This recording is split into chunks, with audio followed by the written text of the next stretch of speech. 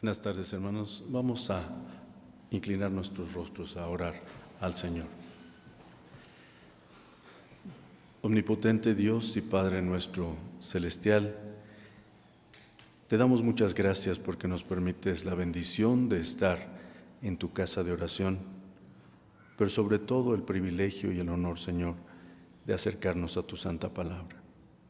Oramos, Padre, porque abras nuestras mentes, nuestros corazones, para que la simiente de tu santa palabra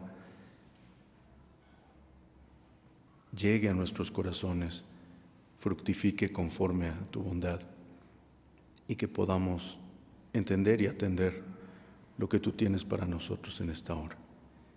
Oramos, Padre nuestro celestial, en el precioso nombre de tu Hijo amado, nuestro Señor y Salvador Jesucristo. Amén.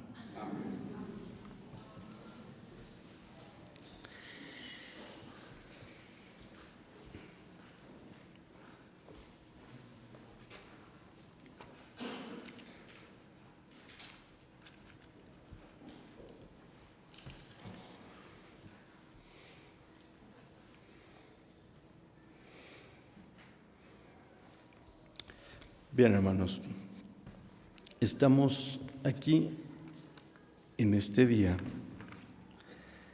Hemos, de hecho, orado, cantado, hemos traído nuestras necesidades delante de Dios.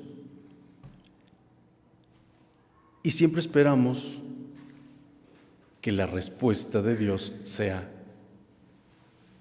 conforme a lo que nosotros deseamos.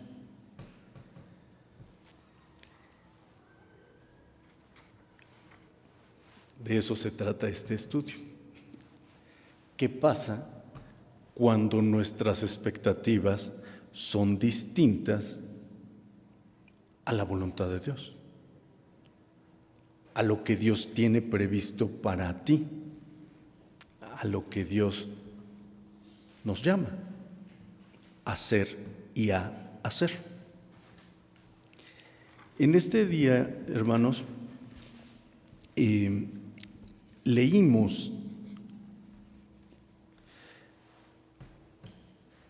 segunda a los Corintios 12, los primeros 10 versículos.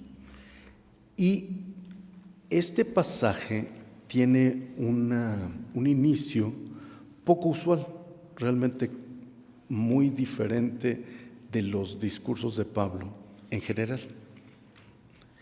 Segunda a los Corintios 12 dice: cierto, no me es conveniente gloriarme. Y dice después: mas vendré a las visiones y a las revelaciones del Señor. Fíjense ustedes, vendré a las visiones y a las revelaciones del Señor. Algo muy interesante, muy importante.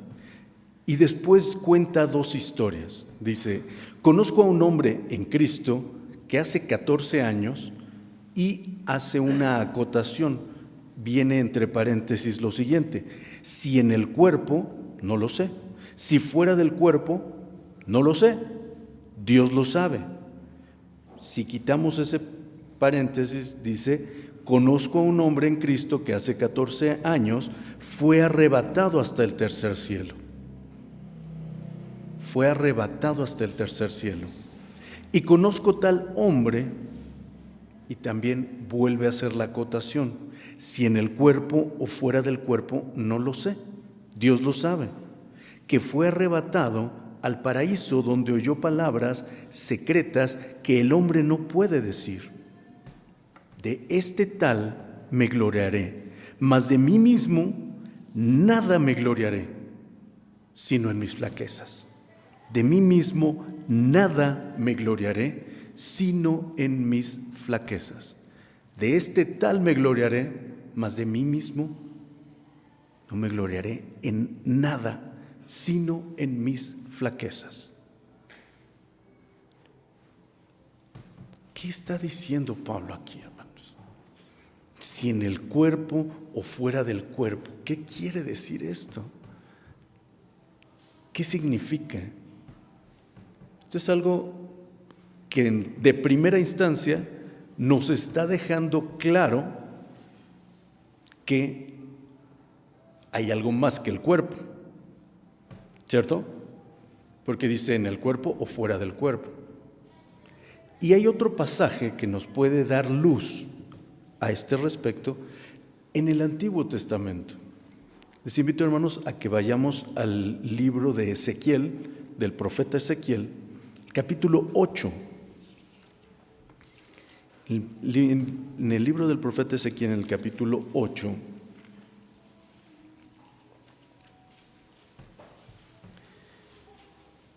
fíjense lo que relata Ezequiel en este capítulo. No vamos a ver, digamos, el contenido de lo que vio Ezequiel, sino el inicio de cómo empieza esta situación que va a ver Ezequiel.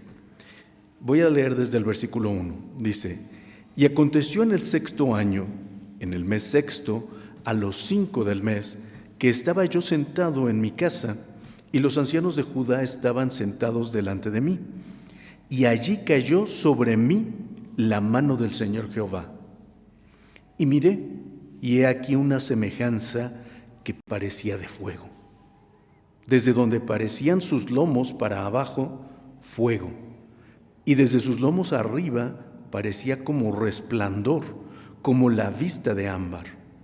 Y aquella semejanza extendió la mano y tomóme por las guedejas de mi cabeza, y el Espíritu me alzó entre el cielo y la tierra y llevóme en visiones de Dios a Jerusalén, a la entrada de la puerta de adentro que mira hacia el Aquilón. Hasta ahí. ¿Sí se fijaron? Este inicio se parece mucho a lo que dijo Pablo en 2 Corintios 12. Dice Ezequiel que una semejanza humana lo tomó, dice, por las guedejas, es decir, por el cabello. Y en espíritu lo llevó a Jerusalén. Porque él estaba en su casa con los ancianos de Judá, no estaba en Jerusalén. En espíritu lo llevó a Jerusalén a ver lo que Dios le iba a mostrar, que es de lo que se trata este capítulo 8 de Ezequiel. Pero lo importante ahorita para nosotros es justamente esto, que el Espíritu los sacó y se los llevó a Jerusalén. No porque él quiso, sino por voluntad de Dios. Si estamos claros. Por eso el apóstol Pablo dice que fue arrebatado este varón hacía 14 años, en el momento que escribe Pablo. Este varón fue arrebatado al tercer cielo, no sabe si en el cuerpo o en el espíritu. Dios lo sabe, si estamos claros. Entonces, claramente aquí nos deja establecido que somos espíritu, alma y cuerpo. Somos diferentes, pero tenemos espíritu, alma y cuerpo en conjunto. Primera enseñanza importante. Segunda, que ese espíritu puede salir del cuerpo cuando Dios lo determina y cuando Dios permite que así suceda. Generalmente cuando el espíritu sale del cuerpo es porque ya no va a regresar. Se va con Dios y el cuerpo queda inerte aquí. Pero en estas ocasiones, por voluntad divina, el espíritu salió y regresó al cuerpo. ¿Sí estamos claros? Por voluntad divina, y esto es muy importante. Solo por voluntad de Dios y no porque nosotros lo pidamos. De hecho, Ezequiel nunca dijo: Señor, llévame a Jerusalén. No, Dios lo sacó, lo llevó para que viera lo que estaba pasando en Jerusalén, que Dios quería que denunciara Ezequiel. Si estamos claros con esto, muy importante también.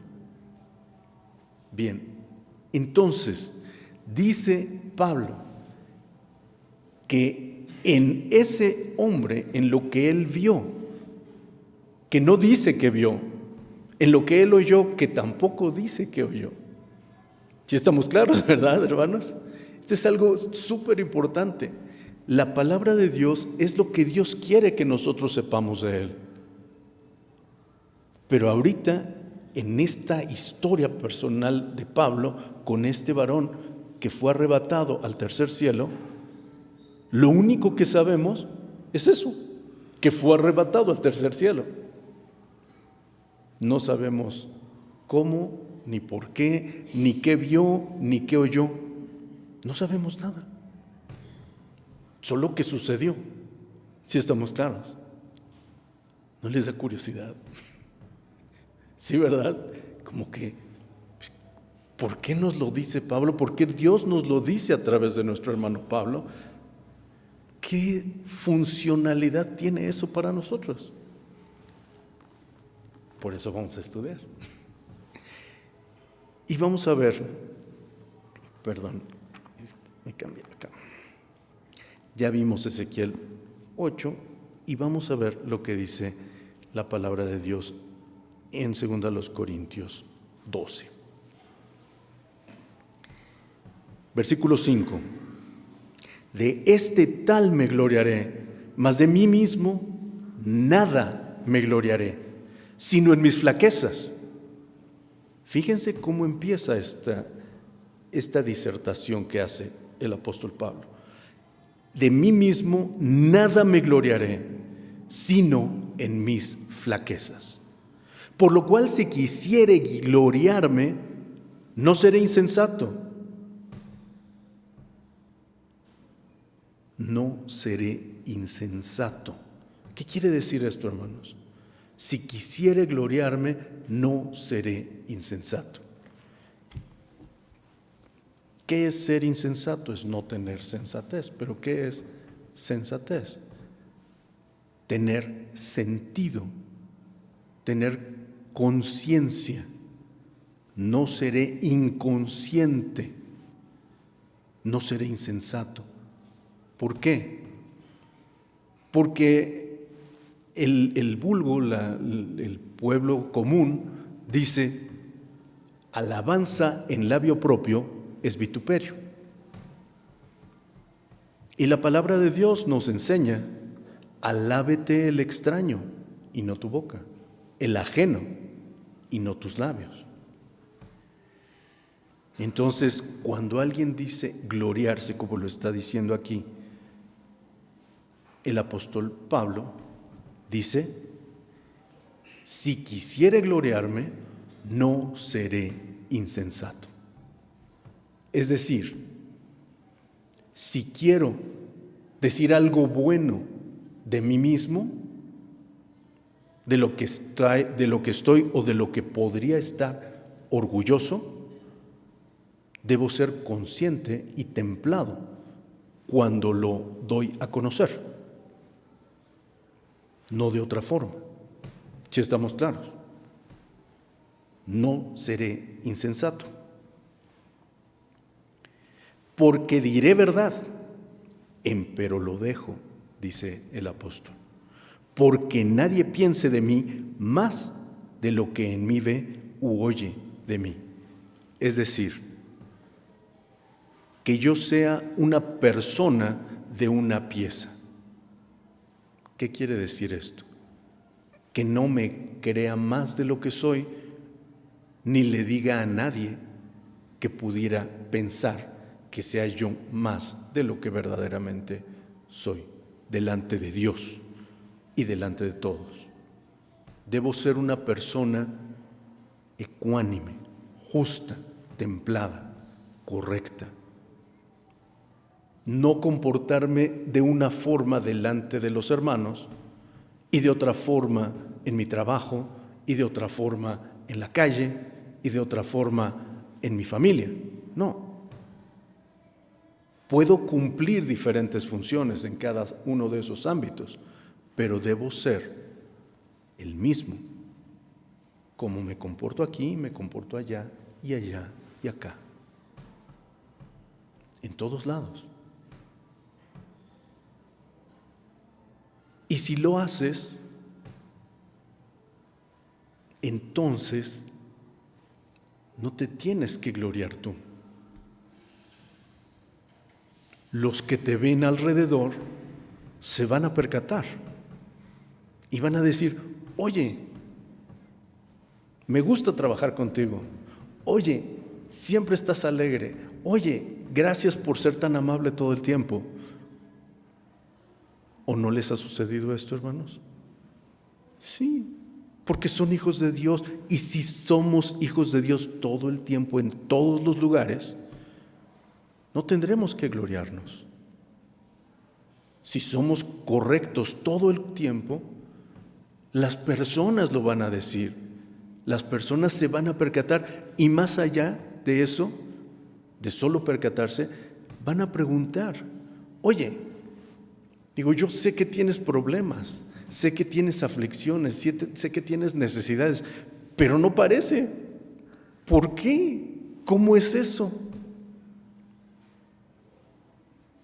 ¿No?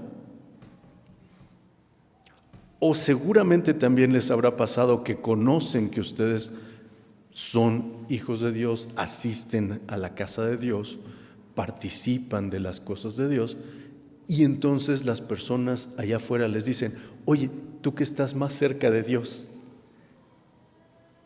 pídele por tal cosa que necesito, o pídele por la salud de mi familiar. ¿Verdad que les ha sucedido eso? Sin duda nos ha pasado eso, porque las personas ven lo que eres, no nada más lo que haces.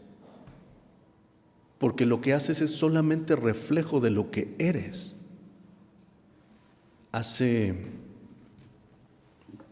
un tiempo leía, no recuerdo hace cuánto, pero no sé, unos 2, 3 años, leía una frase, pero me quedó muy, muy grabada. Decía: nunca confíes en alguien que maltrata a un animal. Caray. Me pareció muy fuerte, pero la reflexión es importante. Dice: nunca confíes en alguien que maltrata a un animal, porque si es capaz de maltratar a un ser vivo, como un animal, ¿qué lo detendrá de maltratarte a ti o a los tuyos? ¿Saben ustedes, hermanos, que los asesinos seriales empiezan matando animales? Y ni siquiera, digamos, un perro o un gato, no.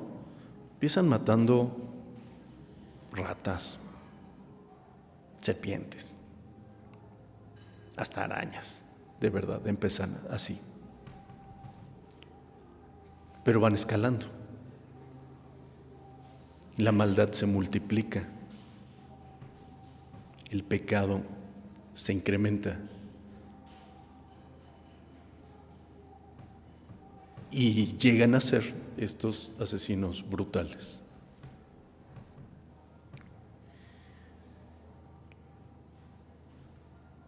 Pero entonces, ¿qué es importante? Si tú eres espíritu, alma y cuerpo,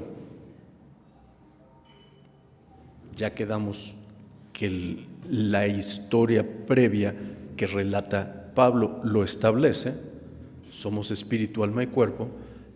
Entonces, ¿cómo debemos vivir para fortalecer el espíritu y no fortalecer el cuerpo? ¿Por qué? Porque el cuerpo es el que nos provoca al pecado. Dice la palabra de Dios: no mires el vino cuando rojea. ¿Cierto?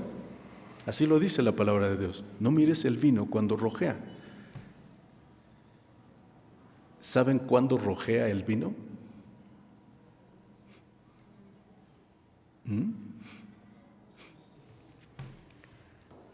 Cuando está en la copa y lo estamos agitando. ¿Sí?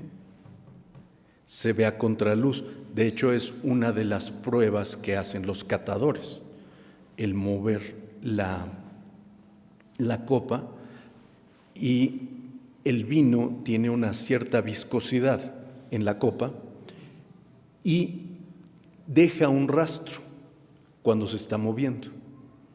Ese rastro le llaman los conocedores de las catas de vino, les llaman piernas.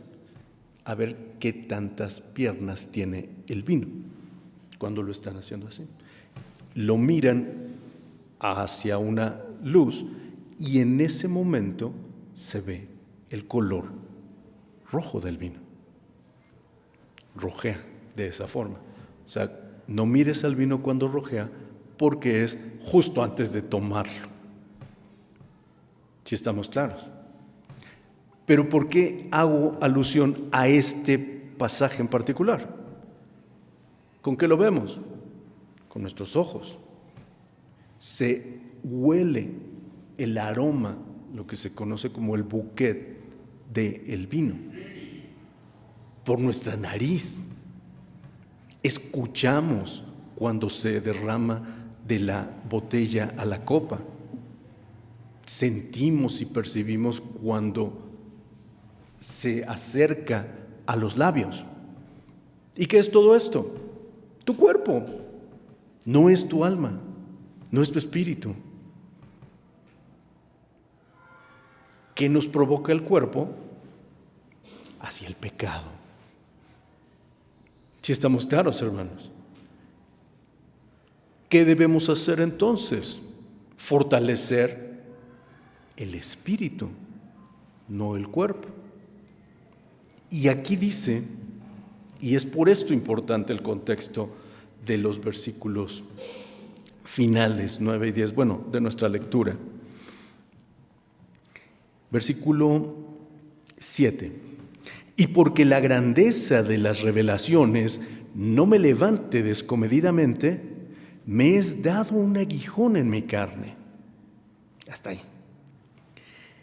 Porque la grandeza de las revelaciones no me levante descomedidamente. ¿Qué está diciéndonos aquí nuestro hermano, el apóstol Pablo? La grandeza de las revelaciones. ¿Se acuerdan de qué estábamos hablando? De aquella persona, seguramente un hermano, porque si no Dios no lo hubiera llevado al tercer cielo, de aquel hermano que llevó al tercer cielo, vio y oyó cosas que no podemos ver ni oír nosotros seres humanos físicos en la tierra, pero él vio y oyó. Y dice que por la grandeza de las revelaciones yo no me levante. Pero ¿cómo dice? No me levante descomedidamente. ¿Qué quiere decir? Pues básicamente que no sea yo soberbio por conocer la voluntad de Dios y que yo me crea más que los demás porque tengo la información que Dios nos ha dado. Y nosotros la tenemos, aquí está, compendiada.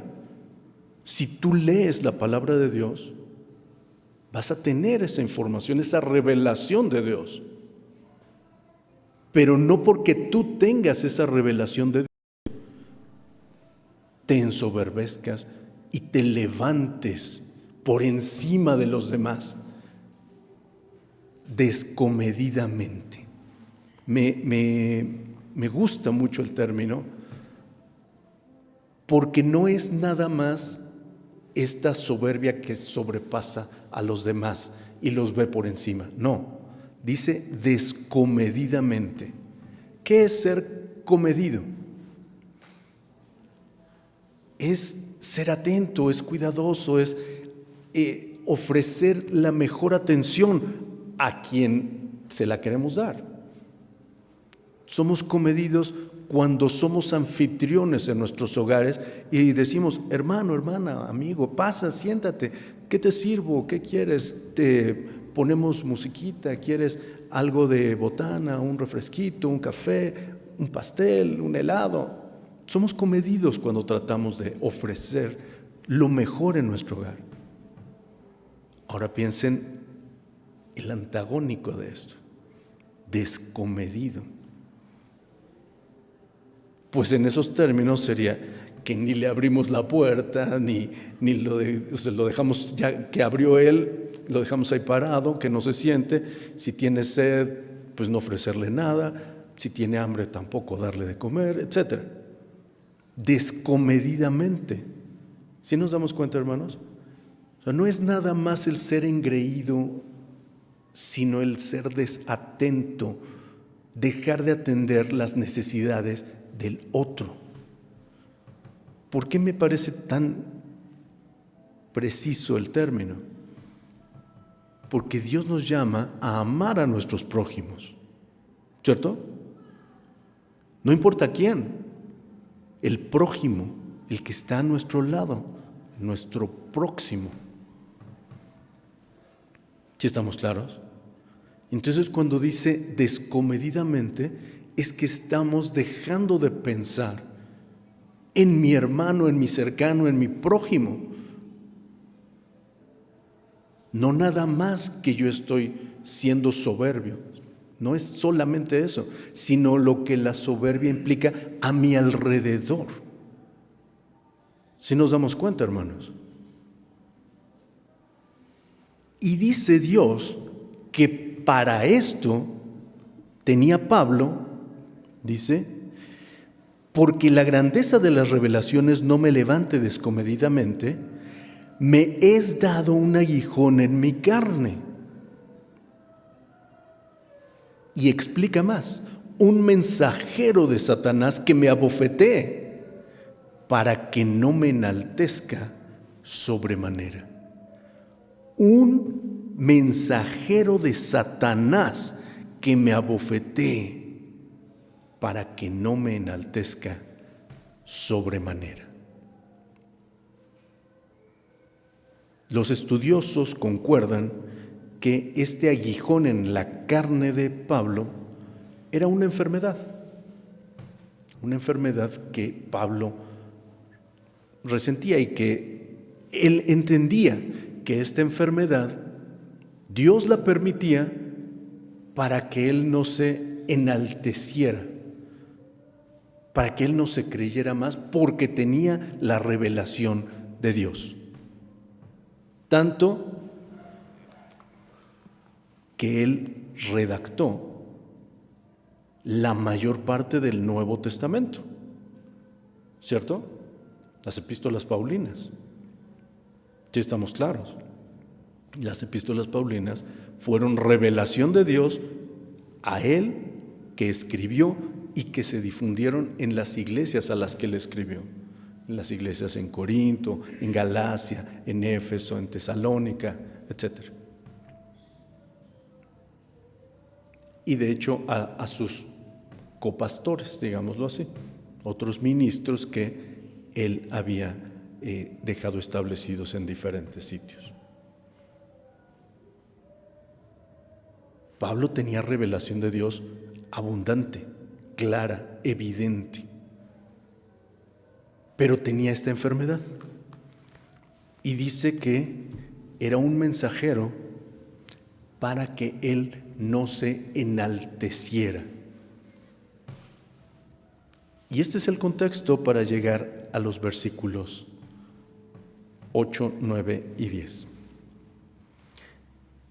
El apóstol Pablo dice en el versículo 8, por lo cual, es decir, por este aguijón que tenía Pablo en su carne, por lo cual 3 veces he rogado al Señor que se quite de mí. Por lo cual 3 veces he rogado al Señor que se quite de mí. Este aguijón le afectaba a Pablo en su carne y él rogó a Dios en 3 ocasiones que se quite de mí, dice el apóstol, que se quite de mí. ¿Cuál fue la respuesta de Dios? El título del tema de hoy: bástate mi gracia. En otras palabras, aguántate, no lo voy a quitar. Espera en mí, confía en mí. En mi gracia te voy a sostener todo el tiempo que yo lo necesite y que sea bueno para ti. No pidió una vez, no lo pidió dos, dice 3 veces. Y sin duda alguna, estas 3 veces fueron en momentos diferentes. No que un día se levantó y hizo oración una vez y luego otra vez y luego otra vez y ya. No, sino en un periodo largo de tiempo seguramente. Y pidió y no. Y pidió una segunda vez y no hubo respuesta de Dios. Pidió una tercera vez y Dios respondió: bástate mi gracia. Bástate mi gracia. Es decir, no pidas más sobre este tema, porque este tema no lo vamos a volver a tocar. Esta es la respuesta que yo te estoy dando. Mi gracia debe ser suficiente para ti. Y cuando escuchamos bástate mi gracia, pareciera que pudiéramos contextualizarlo a decir, pues nada más con eso, ¿no? Pero realmente no estamos dimensionando lo que es la gracia de Dios. El apóstol Juan escribe en su primera epístola: mirad cuál amor nos ha dado el Padre. Mirad cuál amor nos ha dado el Padre, que seamos llamados hijos de Dios, que seamos hechos hijos de Dios. ¿Qué amor tan grande nos ha dado el Padre? Vamos a intentar dimensionar un poquito lo que significa el amor de Dios para nosotros. Dios es el creador de todo lo que existe, ¿cierto? ¿Cómo creó Dios? Dice, y dijo Dios, sea la luz, y fue la luz. Y dijo Dios que fueran las lumbreras y los bosques, los animales aéreos, los animales terrestres, los animales marinos, todo lo constituyó. Las grandes lumbreras, todos los planetas los constituyó con el poder y el mandato de su voz. ¿Sí? Pero ¿cómo creó a Adán? Como dice el catecismo infantil, Dios creó a Adán del polvo de la tierra. Pero no por su palabra, lo creó con sus manos preciosas, formó del polvo de la tierra el cuerpo de Adán. Y a Eva, del cuerpo de Adán, la formó con sus manos. Y Él inspiró espíritu de vida, ánima viviente, dice la palabra de Dios, en Adán y en Eva, personalmente. Si nos damos cuenta, hermanos, la diferencia brutal, abismal, entre la creación de Dios y tú. Tú fuiste hecho personalmente a mano por Dios. El espíritu que tú tienes en tu cuerpo lo puso Dios en ti.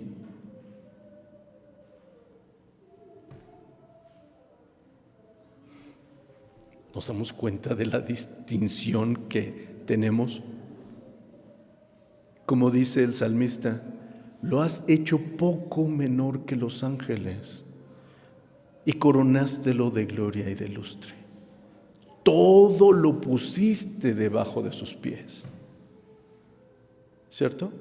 Ese eres tú. qué amor tan enorme tiene Dios para que en todo el universo, solo nosotros, como seres humanos, hayamos sido creados con sus manos, con su aliento, a imagen y semejanza de Dios. ¿Sí te das cuenta, hermano, hermana? ¿Nos damos cuenta? Cuando dice el Señor, bástate mi gracia, pues es más que suficiente. La gracia de Dios, el amor de Dios, no solamente para crearnos. Caímos como seres humanos y justo en esta semana está, porque mis hijos han estado en la escuela bíblica de vacaciones en Totoltepec y han estado estudiando el catecismo y yo he estado estudiando con ellos y justamente me quedé pensando en algunas de las preguntas y las respuestas, por supuesto.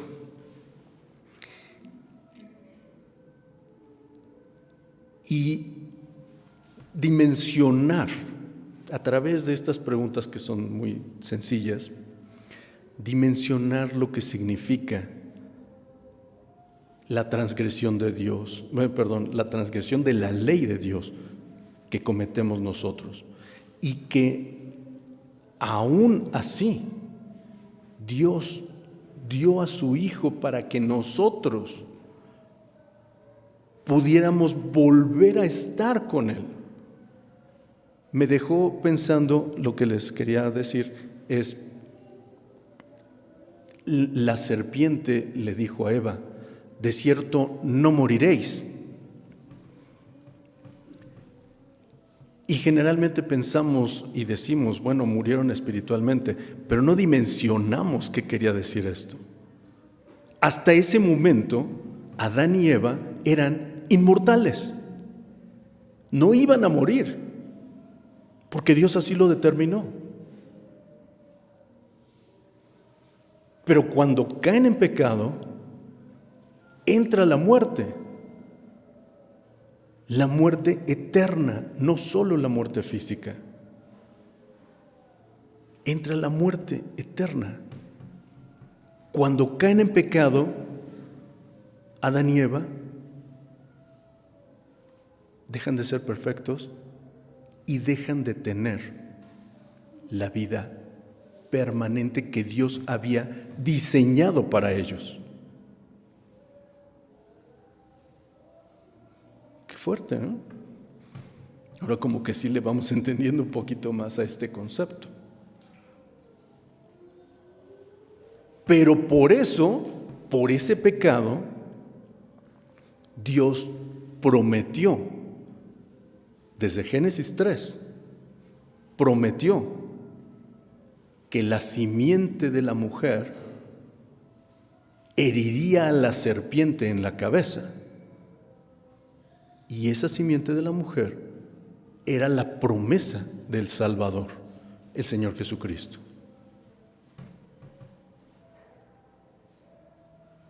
Fíjense ustedes, les voy a contar una historia que ilustra este concepto.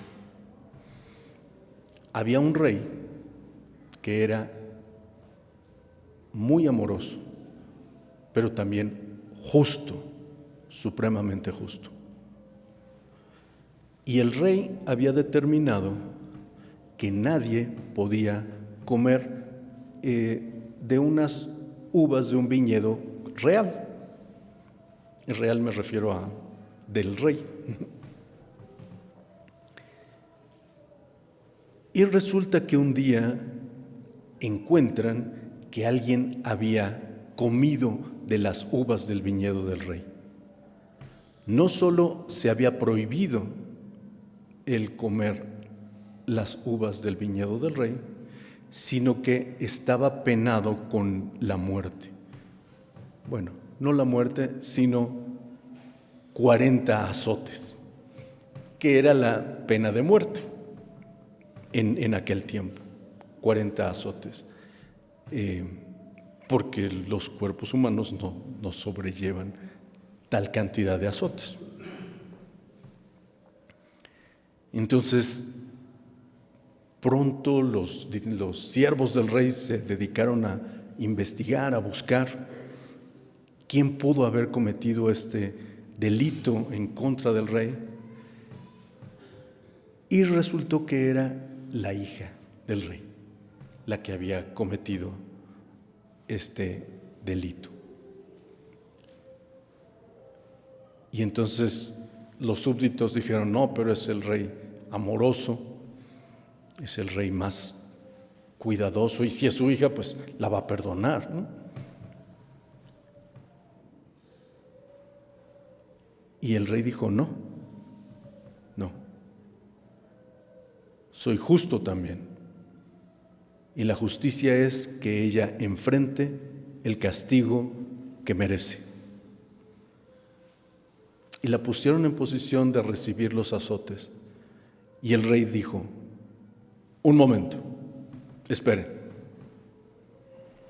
Se quitó su traje real y se puso a la espalda de su hija y dijo: ahora sí, cumplan la sentencia. Y la sentencia se cumplió, y el rey murió por amor a su hija. Esa hija eres tú.